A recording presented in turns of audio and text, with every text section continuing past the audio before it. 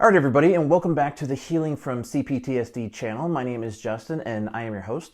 So today I wanted to talk a little bit about just your breath and, how we should really go about making our breath and consciously breathing like our best friend.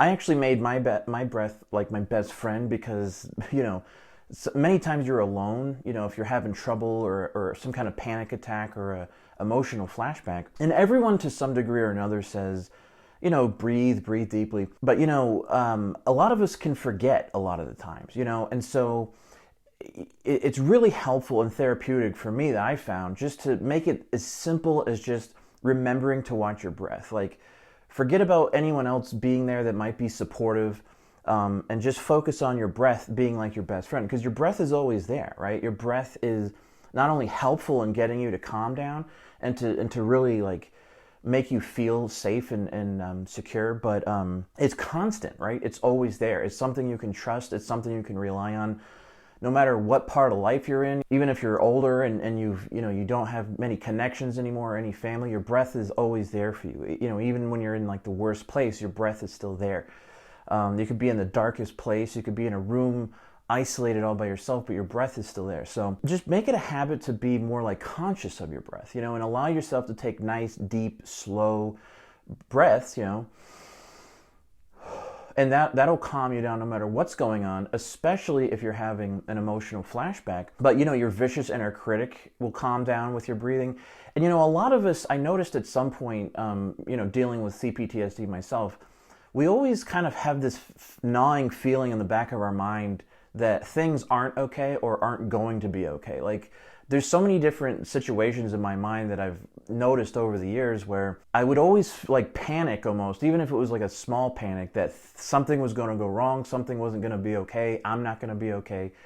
And that's just kind of how I grew up, right? So, the breath, the mind is going to play all kinds of games, right? Regardless if you have CPTSD or not. But the breath really helps to kind of calm that mind down. It's almost like, you ever see those videos with those guys, with the cobras and the basket and the flute and stuff, and how it's like a crazy, violent snake, but the guy with the flute can tame the snake.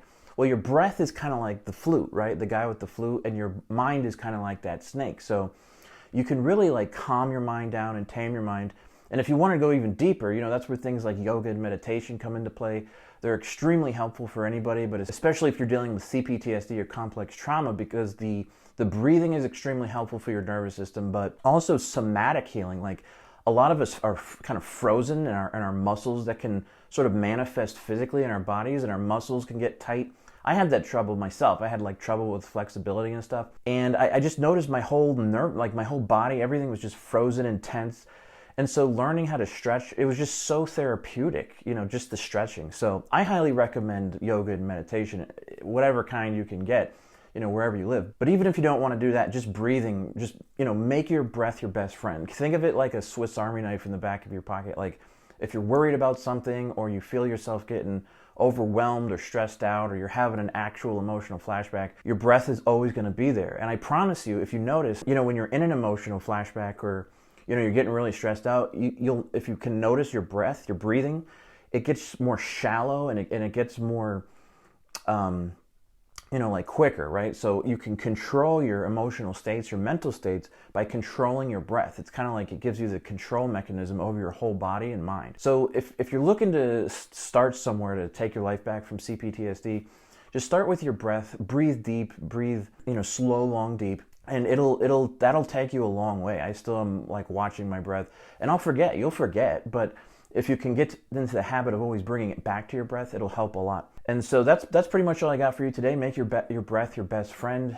Start conscious breathing. Start breathing. That's why exercise is good, because breathing is a huge part of that. It helps more oxygen flow into your body and your mind. It's extremely helpful, obviously, for everyone. But again, those of us with trauma, it's just going for walks and getting some nice fresh oxygen is extremely helpful and healing. So that's about it for today. Please subscribe and like if you haven't done so already. If you haven't checked out our podcast, I'll leave links down below. We do have regular blog posts on our website, healingfromcptsd.com. And we also have a full free course on the YouTube channel and a playlist if you want to go into some more in-depth information on how to heal from CPTSD and really start that journey, and some really helpful tools to process your trauma and sort of recondition your mind so you can get your life back. All those links will be in the description below. I hope you guys are doing well, and I will see you next time. Take care.